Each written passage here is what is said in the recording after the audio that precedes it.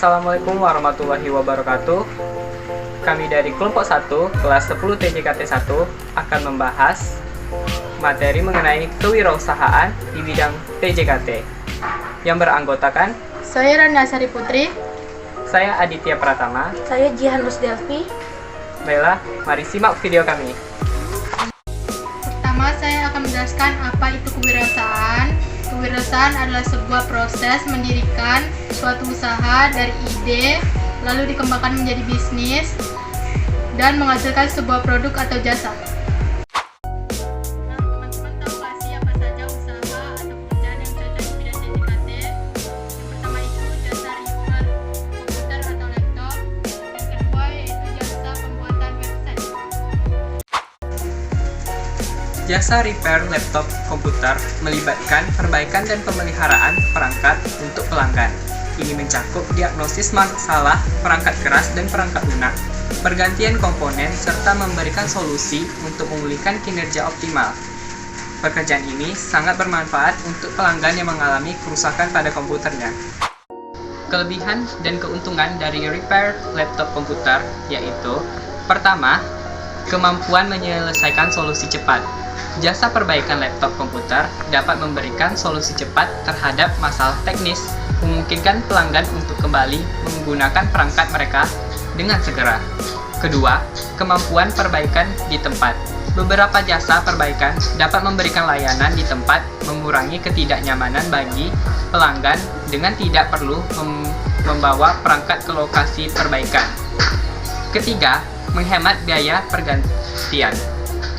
Pelanggan dapat menghemat biaya dengan memilih perbaikan daripada membeli perangkat baru.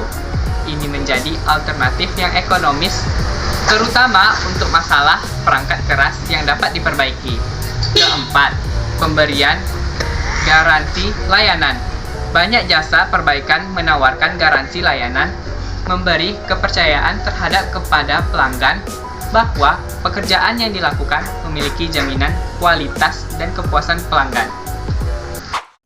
Jasa repair komputer tidak hanya memiliki kelebihan, tetapi juga memiliki kekurangan. Yang pertama, ketidakpastian terkait biaya perbaikan. Pelanggan mungkin menghadapi ketidakpastian terkait biaya perbaikan yang dapat berubah seiring dengan makin jelasnya sumber masalah, sehingga bisa menyebabkan ketidakpuasan. 2.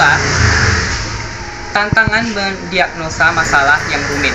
Beberapa masalah pada laptop atau komputer dapat sulit didiagnosis, memerlukan waktu dan upaya yang signifikan yang dapat meningkatkan biaya perbaikan dan menunda waktu selesai. Ketiga, risiko kesalahan selama proses perbaikan. Kesalahan teknis selama proses perbaikan dapat memperburuk masalah awal atau menciptakan masalah baru, mengakibatkan ketidakpuasan pelanggan dan kerugian reputasi. Keempat, tantangan menjaga layanan pelanggan yang konsisten. Konsisten dalam memberikan layanan pelanggan yang baik mungkin sulit dijaga, terutama ketika menghadapi lonjakan permintaan atau keterbatasan sumber daya manusia. Yang namanya suatu usaha tidak akan berjalan semulus 100%. Pasti akan ada kerugian dan kekurangannya. Kerugian jasa repair laptop atau komputer tadi terdapat faktor terjadinya kegagalannya. Yang pertama, kurangnya keterampilan teknis. Dan kedua, pemilihan sumber daya dan suku cadang yang buruk. Ketiga, ketidakmampuan mendiagnosa masalah dengan tepat. Keempat, persaingan harga yang ketat. Kelima, ketidakmampuan menjaga kepuasan pelanggan. Keenam, kemampuan menyediakan layanan cepat dan efisien. Nah, yang sudah seperti teman saya jelaskan di video sebelumnya, usaha tersebut juga memiliki karakteristik. Yang pertama, keahlian teknis. Yang kedua, menggunakan peralatan dan teknologi yang terkini. Ketiga, pelayanan pelanggan yang baik. Keempat, yaitu menjaga keamanan data ketika. Itulah penjelasan tentang pekerjaan yang pertama. Sekarang saya akan menjelaskan tentang pekerjaan kedua, yaitu jasa pembuatan website. Pekerjaan membuka jasa pembuatan website itu melibatkan merancang, mengembangkan, dan mungkin memelihara situs web untuk klien. Ini mencakup komunikasi dengan klien, pemenuhan persyaratan proyek, dan penerapan solusi kreatif serta fungsional. Pemahaman teknologi web dan tren desain sangat diperlukan dalam pekerjaan ini. Baiklah, sekarang kita masuk ke dalam keuntungan menjadi jasa pembuatan website. Yang pertama, penjualan dan konversi online. Kemampuan untuk menjual produk atau layanan secara online dapat meningkatkan pendapatan dan memberikan kenyamanan kepada pelanggan. Yang kedua, interaksi dengan pelanggan. Website menyediakan platform untuk berkomunikasi dan berinteraksi dengan pelanggan melalui formulir kontak, chatting, atau forum. Nah, yang ketiga, mengumpulkan data pelanggan. Website dapat digunakan untuk mengumpulkan data pelanggan, membantu dalam analisis pasar dan personalisasi pengalaman pelanggan. Yang keempat, penjangkauan global. Website memberikan kemampuan untuk menjangkau audiens global. Audiens global memperluas potensi pasar dan pelanggan di berbagai wilayah. Selanjutnya, kekurangan menjadi jasa pembuatan website. Yang pertama itu kurangnya pemahaman kebutuhan pelanggan. Gagal memahami dengan baik kebutuhan dan harapan pelanggan dapat membuat menghasilkan website yang tidak sesuai dengan tujuan bisnis yang menyebabkan kekecewaan pelanggan. Yang kedua, keterbatasan kreativitas desain.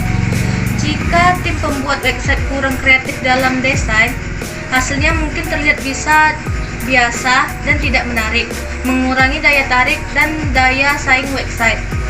Yang ketiga, tidak memandainya keamanan website.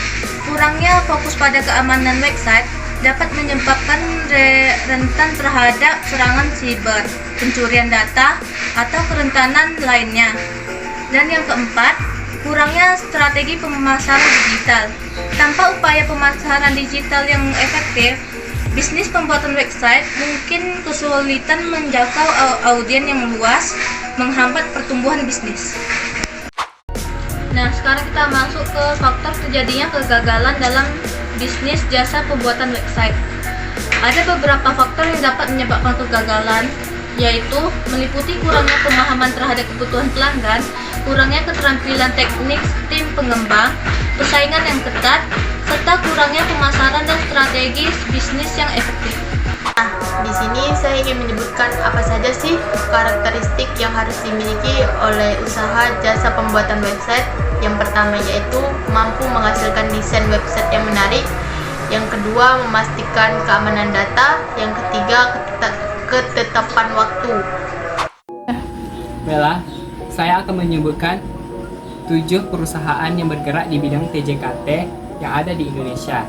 Pertama, Telekomunikasi Indonesia, XL Axiata, Indosat Poweredo.